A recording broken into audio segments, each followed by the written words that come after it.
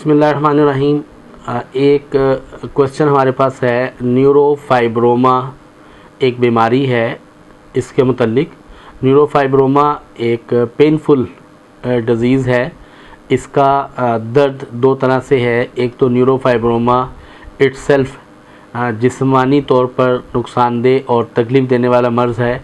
दूसरा, न्यूरोफाइब्रोमा एक ऐसा मर्ज़ है जिसकी वजह से इंसान ज़हनी तौर पर बहुत ज़्यादा अज़ियत में और ज़हनी तौर पर बहुत ज़्यादा डिस्टर्बेंस का शिकार होता है।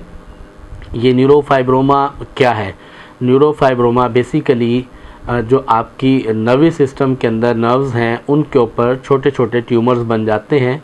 स्किन के नीचे ये छोटे छोटे बॉल्स क्रिएट हो जाते हैं और पूरे जिस्म के ऊपर ये उभर कर जिस तरह से कोई मसा या मोहका उभरता है उससे ये 8 से 10 गुना साइज़ इनका बड़ा होता है।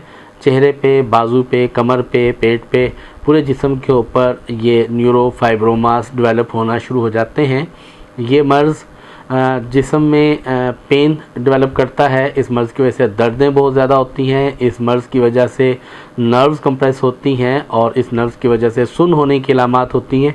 दीगर और बहुत सी तकालीफ डेवलप होती हैं। लेकिन इस मर्ज़ की वजह से जो सबसे ज़्यादा इंसान के लिए पेनफुल मरला होता है वो मेंटली तौर पे डिस्टर्ब होना होता है कि चूँकि जब वो माशरे में, पब्लिक में निकलता है तो वो हर निगाह उसको बड़ी हैरत और अजीब अंदाज में देखते हैं। लोग अवॉइड करते हैं।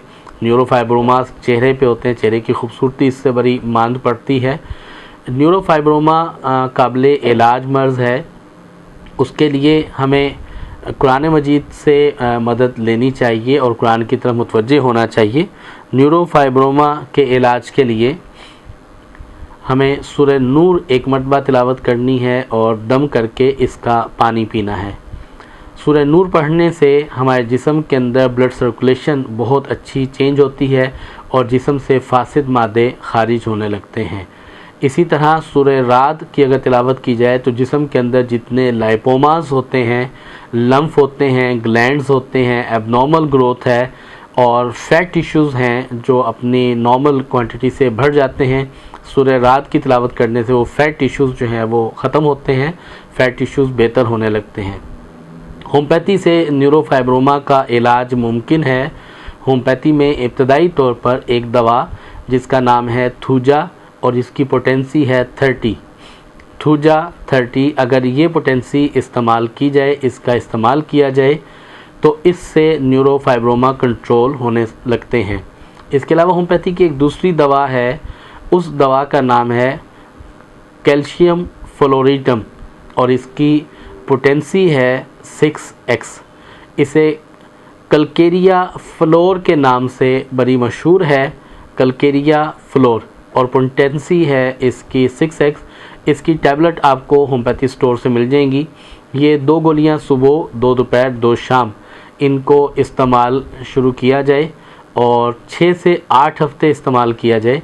फिर आप अपनी कंडीशंस हमें बताएं तो उसके मुताबिक हम इस फर्दर आपको इस हवाले से ट्रीटमेंट भी बता सकते हैं और जो हमसे हो सकेगा इस मर्ज़ के अंदर आपको सपोर्ट करेंगे।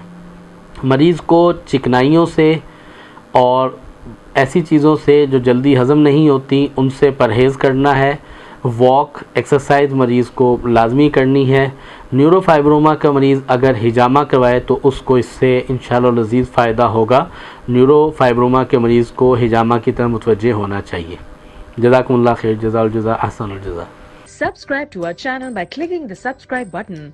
Click the bell button and enjoy the latest uploads from our channel.